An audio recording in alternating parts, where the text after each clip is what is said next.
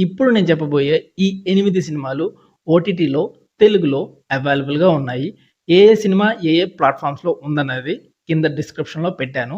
వీటికి ర్యాంకింగ్స్ ఏమి లేవు. అన్నీ నార్మల్‌గా చెప్పుకుంటూ పోతాను. హారరు, థ్రిల్లరు, సస్పెన్సు, యాక్షను అన్నీ ఉన్నాయన్నమాట. అన్నీ కలగాపులగం చేసి పెట్టేసానన్నమాట. ఇక మనం మన లిస్ట్‌లో ఫస్ట్ మూవీ వచ్చేసి 'హ్యూమిట్'. 'హ్యూమిట్' అంటే టెక్నాలజీని యూజ్ చేసుకోకుండా కేవలం హ్యూమన్స్‌ని మాత్రమే యూజ్ చేసుకొని మనకు కావాల్సింది మనం తెలుసుకోవటం. ఇక స్టోరీ విషయానికొస్తే నార్త్ కొరియా స్పై ఏజెంట్, అలాగే సౌత్ కొరియా స్పై ఏజెంట్. వీళ్ళిద్దరూ ఒకళ్ళకి తెలియకుండా ఒకళ్ళు సేమ్ ఒకే కేస్‌ని ఇన్వెస్టిగేట్ చేస్తూ ఉంటారు. సో, ఇలా చేస్తూ ఉన్న క్రమంలో ఇద్దరు కలుసుకుంటారు. కలిసిన తర్వాత ఆ కేస్ ఏమైంది? ఆ కేస్‌ని సాల్వ్ చేయడానికి వీళ్ళిద్దరూ కలిసి ఏం చేశారు? అనేదే మిగతా స్టోరీ. సినిమా అయితే మంచి స్పై మోడ్‌లో సస్పెన్స్ థ్రిల్లర్‌గా అలా ట్విస్ట్‌లు, టర్న్‌లు అలా వస్తూ పోతూ మంచి యాక్షన్ సీక్వెన్స్ ఉంటూ అలా నడుస్తా ఉంటది. ఇంక క్లైమాక్స్‌కొచ్చేసరికి యాక్షన్ సీక్వెన్స్ మంచిగుంటది. అండ్ వీళ్ళిద్దరి మధ్యలో ఒక అమ్మాయి గూడా వస్తది. ఆ అమ్మాయి ఎవరు? ఎందుకొచ్చిందనేది ఇదొక ఇంట్రెస్టింగ్ ప్లాట్ అన్నమాట. మంచిగుంటది చూసేయొచ్చు. సెకండ్ మూవీ వచ్చేసి 'కీపర్స్'. ఇదొక psychological mystery thriller horror movie. మన 'షీ-హల్కే' ఈ మూవీలో మెయిన్ లీడ్. అదే హీరోయిన్. ఇక మూవీ స్టోరీ విషయానికొస్తే మన 'షీ-హల్క్' అండ్ అలాగే తన బాయ్ ఫ్రెండ్ ఇద్దరూ కలిసి అడవిలోని ఒక క్యాబిన్‌కి వెకేషన్‌కి వస్తారు. కొన్ని రోజుల తర్వాత మన 'షీ-హల్క్' వాళ్ళ బాయ్ ఫ్రెండ్ తనకొక పనుందని చెప్పి టౌన్‌కి వెళ్ళిపోతాడు. సో, అప్పటినుంచి కొన్ని స్ట్రేంజ్ సౌండ్స్ తనని ఎవరో చూస్తున్నారు. ఏదో జరుగుతుంది. తన కలలు పిచ్చి పిచ్చి కలలు వస్తూ ఉంటాయి. లాస్ట్‌కి ఏమైంది? తన కలలు ఎందుకొస్తున్నాయి? తనని ఎవరైనా వెంటాడుతున్నారా? అసలు ఏం జరుగుతుంది ఆ క్యాబిన్‌లో అనేదే మిగతా సినిమా. అండ్ క్లైమాక్స్ అయితే చాలా డిఫరెంట్‌గా ఉంటదనమాట. డిఫరెంట్ ఎండింగ్ ఇచ్చారు. ఈవెన్ మనకి ఆ ఎండింగ్ కూడా అర్థం కాదు. ఒక 2, 3 సార్లు ఆ ఎండింగ్ మనం చూసామంటే మనకు క్లారిటీ వస్తది. కథ ఏంది? కార్ఖాన ఏంది? ఎట్లయిందనేది. సో, చూడండి. మన థర్డ్ మూవీ వచ్చేసి 'ది అగ్లీ'. ఇదొక ఫ్యామిలీ మిస్టరీ థ్రిల్లర్. ఇక ఈ మూవీ ప్లాట్ విషయానికొస్తే ఒక అబ్బాయి తన మదర్‌కి ఏమైంది? తను ఎలా చనిపోయింది? అని 40 ఇయర్స్ తర్వాత ఇన్వెస్టిగేషన్ స్టార్ట్ చేస్తాడు. ఈ జర్నీలో తనకి ఏం తెలిసింది? వాళ్ళ అమ్మ గురించి తను ఏం తెలుసుకున్నాడు? అనేదే మిగతా సినిమా. Villains are not born, they create అని అంటారు కదా! యెస్. ఈ కోట్ ఈ సినిమాకి యాప్ట్. ఈ మూవీలో ఉన్న మెయిన్ క్యారెక్టర్స్ యొక్క బాధని మనం చాలా డెప్త్‌గా అర్థం చేసుకోవాలి. ఈ సొసైటీలో ఉన్న జనాలు ఒక మనిషిని ఎలా చూస్తారు? అతని గురించి ఎలా మాట్లాడుకుంటారు? అనేది చాలా క్లియర్‌గా చూపిచ్చారు ఈ సినిమాలో. ఈవెన్ వాళ్ళ మాటలను మనం పట్టించుకోకూడదు. పట్టించుకుంటే మనమే నాశనం అయిపోతామని చాలా క్లియర్‌గా చెప్పారు. ఈ మూవీ సెకండ్ హాఫ్‌కొచ్చేసరికి అసలు విలన్ ఎవరు అనేది మీకు క్లారిటీగా వస్తది. జాలేస్తది. ఎందుకంటే అతనున్న సిట్యుయేషన్ అలాంటిదనమాట. ఈవెన్ అతని సిట్యుయేషన్‌లో మీరున్నా ఇలాగే చేస్తారేమో అని అనిపిస్తది. 'ది అగ్లీ' చాలా బావుంది సినిమా. చూసేయండి. ఇక మన ఫోర్త్ మూవీ వచ్చేసరికి 'స్ట్రేంజ్ హార్వెస్ట్'. ఇదొక మాక్యుమెంటరీ మూవీ అన్నమాట. అంటే రియల్‌గా జరిగిన విషయాలను కొంతమంది కల్పిత వ్యక్తులను పెట్టి సేమ్ అలాగే షూట్ చేస్తారన్నమాట. ఇదొక రియల్ స్టోరీ. ఈ మూవీలో చూసే ఇన్సిడెంట్స్ అన్నీ రియల్‌గా జరిగిన విషయాలే. దాన్ని మాక్యుమెంటరీగా తీశారు. అండ్ ఈ మూవీలో నాకు నచ్చిందేంటంటే క్లైమాక్స్‌కొచ్చేసరికి వాడు ఎందుకు చేస్తుండు? దేనికోసం చేస్తుండు? వాడికి ఏం కావాలని క్లియర్ ఎక్స్‌ప్లనేషన్ ఇచ్చారన్నమాట. ఎందుకంటే నేను చాలా ఇలాంటి సినిమాలు చాలా స్లాషర్ మూవీస్ చూశానన్నమాట. ఇలా చంపేవి, నరికేవి. క్లైమాక్స్‌కొచ్చేసరికి వాడు ఎందుకు చేస్తున్నాడు? దేనికి చేస్తున్నానికి ఎండింగ్ సరిగ్గా ఇవ్వరన్నమాట. అసలు చెప్పనే చెప్పరు. చంపేస్తాడు ఎళ్ళిపోయిండు. చంపేసిండు ఇంతే. ఎండింగ్‌కొచ్చేసరికి ఆ ఎక్స్‌ప్లనేషన్ ఇవ్వకపోతే నాకు చిరాకొస్తది. కాకపోతే ఈ మూవీలో అలా కాదు. వాడు ఎందుకు చంపిండు? దేనికోసం చంపిండు? అని క్లియర్ కట్ క్లారిటీ ఇస్తారు. మంచి సాటిస్ఫైయింగ్ అనిపించిందనమాట. ఈవెన్ కిల్లింగ్స్ చూపిచ్చరు గానీ, మనిషి చనిపోయిన తర్వాత వాడి బాడీ ఎలాంటి కండిషన్‌లో ఉన్నదనేది చూపిస్తారు. ఎంత బ్రూటల్‌గా ఉంటదంటే అంత బ్రూటల్‌గా ఉంటది. మోరోవర్ ఇది రియల్‌గా జరిగిందే కాబట్టి సో, ఇంకా కనెక్ట్ అవ్వచ్చు. అది ఎవడు చేసిండు? ఎందుకు చేసిండు? అనేది సినిమా చూడండి. రియల్‌గా ఎవరు చేశారో కూడా క్లియర్‌గా చెప్తారు ఈ సినిమాలో. నేను చెప్పడం కంటే మీరు సినిమా చూస్తేనే మీకు మంచిగా అనిపిస్తది. అందుకని. ఫిఫ్త్ మూవీ వచ్చేసి 'స్వాప్డ్'. ఇదొక యానిమేషన్ మూవీ. చిన్న పిల్లల మూవీ కదా అని తక్కువగా తీసి పారేయకండి. ఈ మూవీలో చాలా డెప్త్ ఉంది. ఈ మూవీ స్టోరీ విషయానికొస్తే ఒక పెద్ద అడవి. ఆ అడవిలో ఒలి అండ్ ఈవ ఇద్దరు బద్ధ శత్రువులు. అనుకోకుండా అడవిలో జరిగిన ఒక సంఘటన వల్ల వాళ్ళిద్దరి బాడీసు స్వాప్ అయిపోతాయి. అంటే ఒలి బాడీలోకి ఈవ వస్తది. ఈవ బాడీలోకి ఒలి వస్తదనమాట. సో, వాళ్ళిద్దరూ ఎవరికాళ్ళు రివర్స్ అయిపోతారు. మళ్ళీ వాళ్ళు యథావిధిగా రావటానికి వాళ్ళేం చేశారు? ఆ జర్నీ ఎలా సాగింది? సో, వాళ్ళిద్దరి మధ్యన కాన్‌ఫ్లిక్ట్స్ ఏమైందనేదే మిగతా సినిమా. యానిమేషన్ మూవీ అనే కానీ, ఆ విజువల్స్ ఉంటే టాప్ నాచ్. ఈవెన్ మన లైవ్ యాక్షన్ మూవీస్‌లో గూడా ఈ రేంజ్ సీజీ ఉంటదేమో అనిపిస్తది. అంత న్యాచురల్‌గా అనిపిస్తది. యానిమేషన్ మూవీ అని అస్సలు తీసి పారేయకండి.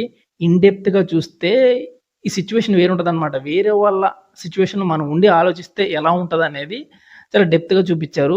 చిన్నోళ్ళే గాదు, పెద్దోళ్ళు కూడా చూడొచ్చు అలాంటి యానిమేషన్ మూవీ. ఈవెన్ ఎండింగొచ్చేసరికి ఆ యాక్షన్ అయితే అబ్బా! మామూలుగా లేదనమాట. ఈవెన్ యాక్షన్ లవర్స్ చూడండి, యానిమేషన్ అస్సలు తీసి పారేయొద్దు. కంపల్సరీ మీకు నచ్చుతది. అండ్ ఈ మూవీకి డబ్బింగ్ ఎవరు చెప్పారో గానీ, వాళ్ళకి దండేసి దండం పెట్టాలయ్యా. మళ్ళీ నవ్వించావు. పాపం ఎత్తు నుంచి పడ్డం వల్ల చెవులు దొబ్బినట్టున్నాయి. ఎందుకంటే ఆ క్యారెక్టర్స్ నార్మల్‌గా మాట్లాడుకున్నా గానీ మనకు ఫుల్ నవ్వొస్తా ఉంటదనమాట. ఆ మాటల వల్ల, ఆ స్లాంగ్ వల్ల. ఎందుకంటే ఒక ఇద్దరు చిన్న పిల్లగాళ్ళు కూర్చొని మాట్లాడుకుంటున్నారనుకో, వాళ్ళు నార్మల్ విషయాలే మాట్లాడుకుంటున్నారు. కానీ వాళ్ళ వాయిస్ వల్ల, వాళ్ళు చేసే పనుల వల్ల జస్ట్ నార్మల్‌గా చూస్తేనే మనకు నవ్వొస్తది. ఈవెన్ ఈ సినిమాలు గూడా అంతే అనమాట. ఒక 2 యానిమల్స్ కూర్చొని మాట్లాడుకుంటా ఉంటే, ఆ వాయిస్ వల్ల, ఆ సిట్యుయేషన్ వల్ల మనకు మస్తు నవ్వొస్తది. ఇప్పుడున్న మన టీఎఫ్ఐలో ఆ కామెడీ, అడల్ట్ కామెడీ గాని, ఆ మీమ్ కామెడీ గాని, వర్స్ట్ కామెడీ చూసే కంటే ఇంత న్యాచురల్ హెల్తీ కామెడీ చూసి నవ్వుకోండి. అందుకని చిన్న పిల్లలే కాదు, పెద్దోళ్ళు కూడా కంపల్సరీ ఈ మూవీని చూడండి. మీకు మంచి థ్రిల్ ఫీల్ అవుతది. నవ్వి నవ్వి పోతారు. అంత మంచి కామెడీ ఉంటదనమాట. డాక్టర్ సాయం కావాలేమో అనిపిస్తుందబ్బాయి. అందుకే నేను నిన్ను జవన్ శిఖరానికి తీసుకెళ్తాను. ఇక మన 6థ్ మూవీ వచ్చేసి 'గోట్'. అది కాదు, ఇది. ఎలుగుబంటి, చీత, ఖడ్గమృగాలు ఇలాంటి పెద్ద పెద్ద మృగాలు ఉన్న ప్లేస్‌లో ఒక చిన్న మేకపిల్ల ఒక గేమ్ ఆడి వాళ్ళందరిని ఓడించి ఎలా గెలిచింది అనేదే ఈ సినిమా. నిజంగా ఈ మేకపిల్ల రియల్ గేమ్ చేంజర్ అనిపిస్తది. ఆ యొక్క యానిమల్స్ మధ్య జరిగే కాన్వర్జేషన్స్ మంచిగా అనిపిస్తాయి. అస్సలు బోర్ కొట్టదు. యానిమేషన్ కూడా మస్తుగా ఉంది. ఈవెన్ వాళ్ళ డబ్బింగ్ చెప్పినోళ్ళు కూడా సూపర్ అనుకోండి. కంపల్సరీ చూడండి. ఇక మన లిస్ట్‌లో 7థ్ మూవీ వచ్చేసరికి 'Marty supreme'. Politics, love, fame, betrayal ఇలాంటి విషయాల వల్ల మనిషి ఎంత కుంగిపోతాడు, ఎంత బాధపడతాడనేది ఈ మూవీలో మీకు క్లియర్‌గా తెలుస్తది. ఇది కూడా ఒక రియల్ పర్సన్‌ని ఇన్స్‌పిరేషన్‌గా తీసుకొని తీసిన సినిమా. ఒక సాధారణ కుర్రాడు టేబుల్ టెన్నిస్‌లో కష్టపడి నంబర్ 1గా ఎలా ఎదిగాడు. తను ఎదిగిన తర్వాత గేమ్, పాలిటిక్స్, లవ్ ఇలాంటి విషయాల వల్ల తను ఎంత ఇబ్బంది పడ్డాడు అనేది ఈ సినిమా. ఈ సినిమా ఒక డాక్యుమెంటరీ టైప్‌లో కొన్ని కొన్ని సీన్‌లో అలాగే అనిపిస్తది. కానీ ఇన్ డెప్త్‌గా చూస్తే ఆ వ్యక్తి పడ్డ కష్టాలనేవి డెప్త్‌గా ఆలోచించాలి మన సినిమా చూసేటప్పుడు. కొద్దిగా స్లోగా లాగ్ అనిపిస్తది. కానీ కొద్దిగా ఓపికతో, పేషెన్స్‌గా చూస్తే ఆ యొక్క క్యారెక్టర్‌లో ఉన్న డెప్త్ అనేది మనకు బాగా అర్థమవుతది. ఇక మన 7థ్ మూవీ వచ్చేసరికి 'ది వాక్'. ఇది కూడా రియల్ స్టోరీయే. రియల్‌గా జరిగిందే. ఇక ఈ మూవీ స్టోరీ విషయానికొస్తే ట్విన్ టవర్స్ ఉన్నాయి గదా! 1974లో ఫిలిప్పి పెట్టి ఈయన ఆ ట్విన్స్ టవర్స్ మధ్యలో తాడేసుకొని అటు ఇటు నడిచిండనమాట. రియల్‌గా జరిగిన విషయాన్ని సినిమా కింద తీశారు. ఒక వ్యక్తి తన గోల్‌ని రీచ్ అవ్వడానికి ఏం చేసిండు, ఎంత స్ట్రగుల్ అయిండు, ఏ రేంజ్‌కెళ్ళిండనేది ఈ సినిమాలో చాలా క్లియర్ కట్‌గా చూపిస్తారు. లాస్ట్ 15-20 మినిట్స్ అనుకుంటా. 20 మినిట్స్‌లో ఆ టవర్‌కి, ఈ టవర్‌కి ఒక ఐరన్ తాడేసి నడుస్తాడబ్బా! ఏం విజువల్స్ రా అనిపిస్తది. అసలు ఆ తాడుంటది కదా! ఒక ఐరన్ రోప్ ఉంటదనమాట. ఆ రోప్‌ని కట్టడం అంటే ఆ ట్విన్ టవర్‌కి, ఈ ట్విన్ టవర్‌కి రోప్ కట్టడం అనేది అసలు ఎట్లా కడతార్రా ఏంట్రా అనిపిస్తది. కానీ కట్టే విధానం చూస్తే సూపరు. 50-20 మినిట్స్ క్లైమాక్స్‌లో చూడండి అసలు నడుస్తా ఉంటే గూస్ పింపుల్స్ వస్తాయి. గూస్ పింపుల్స్ వస్తున్నాయి సార్. అట్లుంటదనమాట.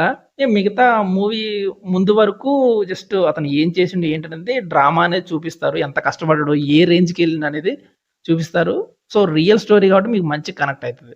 ఇక లాస్ట్ అండ్ ఫైనల్ మూవీ వచ్చేసరికి 'హేల్ మేరీ'. నాకు తెలిసి ఈ మూవీని చాలామంది చూసేసే ఉంటారు. కాకపోతే ఎవరన్నా చూడలేదేమోనని చెప్తున్నాను. ఇక ఈ మూవీ స్టోరీ లైన్ వచ్చేసరికి మన యొక్క సూపర్ హీరోస్ ఉన్నారు గదా! వాళ్ళ డైలీ డ్యూటీయే అదే ఈ సినిమా అనమాట. భూమి నాశనం అయిపోతుంది. ఆ భూమిని కాపాడాలి. ఎలా నాశనం అయిపోద్దిరా అంటే ఇంకొన్ని సంవత్సరాల్లో సూర్యుడు అయిపోతాడు. ఫసకయిపోతాడు. సూర్యుడు ఎలా ఫసకయిపోతాడంటే ఒక ఫంగస్ సూర్యుడిని తినేస్తా ఉంటాడు. ఆ ఫంగస్‌ని నాశనం చేయాలి. సూర్యుడిని కాపాడాలి. సూర్యుడు ఉంటే మనం బతుకుతాం. సో, అందుకని ఒక సైన్స్ టీచర్‌ని స్పేస్‌లోకి తీసుకెళ్తారు. తీసుకెళ్ళిన తర్వాత ఆయన ఏం చేసిండు? ఎలా సర్వైవ్ అయ్యిండు? ఆయనకిచ్చిన మిషన్‌ని కంప్లీట్ చేసిండా లేదా? ఆయన స్పేస్‌లో ఉన్నప్పుడు ఇక్కడ ఇంకో క్యారెక్టర్ ఇంట్రొడ్యూస్ అయిద్దనమాట. ఆ క్యారెక్టర్ ఎవరు? ఆ క్యారెక్టర్ ఎందుకొచ్చింది? అసలు వీళ్ళిద్దరి మధ్యలో ఫ్రెండ్‌షిప్ బాండ్ ఉంటదబ్బా! క్లైమాక్స్‌లో పెట్టిండు ఆ బాండ్‌కి సంబంధించి ఏడిపోతుంది మీ క్లైమాక్స్‌లో. మిగిలింది. ఊరుకో ఊరుకో. ఇవి ఈ మంత్‌లో నేను చూసిన 8 సినిమాలు నాకు నచ్చినవి.